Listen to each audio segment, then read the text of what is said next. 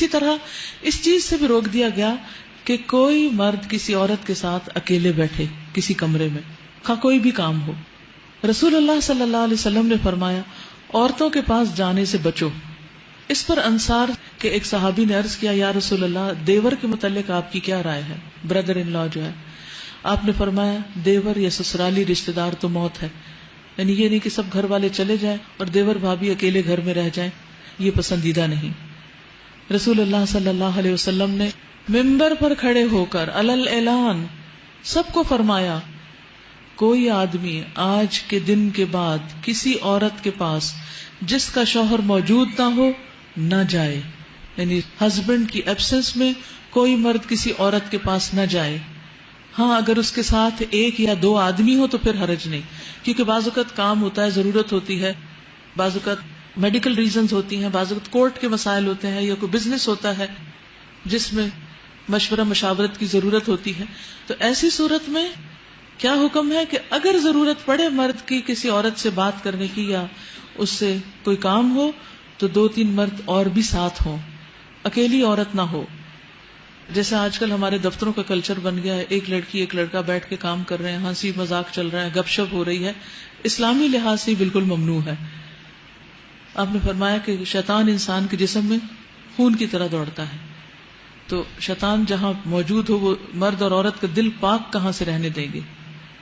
تو دلوں کی پاکیزگی بھی ضروری ہے۔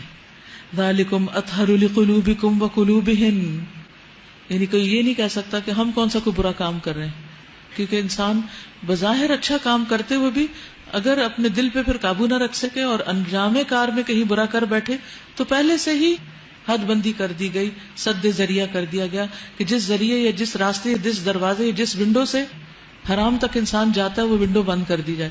آپ بچوں کے ساتھ ایسا نہیں کرتے کہ اگر آپ نے کوئی ایسی چیز رکھی ہو کہ جس میں آپ کو ڈر ہو کہ ہاتھ ڈالیں گے یا خلل اندازی کریں گے تو آپ کیا کرتے ہیں؟ دروازہ ہی بند کر دیتے، لاک کر دیتے، چیز کو اوپر رکھ دیتے جہاں ان کا ہاتھ ہی نہ پہنچے۔ تو یہی چیز یہاں کی گئی ہے کہ چیز کو دور کر دو تاکہ پریشانی نہ اٹھانی پڑے۔ اگر ازواج مطہرات کے دلوں کی پاکیزگی کے لیے زیادہ بہتر ہے تو پھر عام لوگوں کی دلوں کی پاکیزگی کا کیا حال ہوگا؟ کیا عام لوگ ان سے زیادہ پاکیزہ ہیں؟ تو پردے کا اصل مقصد کیا ہے؟ قلب و نظر کی طہارت اور عصمت و عزت کی حفاظت، کیونکہ عورت کی عزت و عصمت بہت قیمتی ہے، عورت بہت پریشیس ہے، وہ مردوں کے لیے کھلونا نہیں۔ میری بیٹیاں جب چھوٹی تھی اور ان کو میں نے حجاب کروانے کے لیے کہا تو میں نے ان کو ایک مثال دی کہ جیسے سویٹ چیز کے اوپر مکھیاں آتی ہیں نا، تو اگر مکھی کو بیٹھنے دیا جائے تو کیا ہوگا؟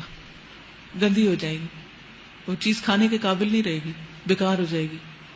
تو اسی طرح ایک عورت جو ہوتی ہے نا بہت سویٹ چیز ہوتی ہے، اور مردوں کی نگاہیں جو نا مکھیوں کی طرح ہے، تو آپ نے اپنے اوپر نہیں بیٹھنے دینی، آپ نے اپنے آپ کو ان سے بچا کے رکھنا ہے۔ وہ صرف اتنی بات تھی، بات سمجھ میں آ گئی کہ ہاں واقعی ہم کیوں اپنے اوپر مردوں کو نگاہیں ڈالنے دیں۔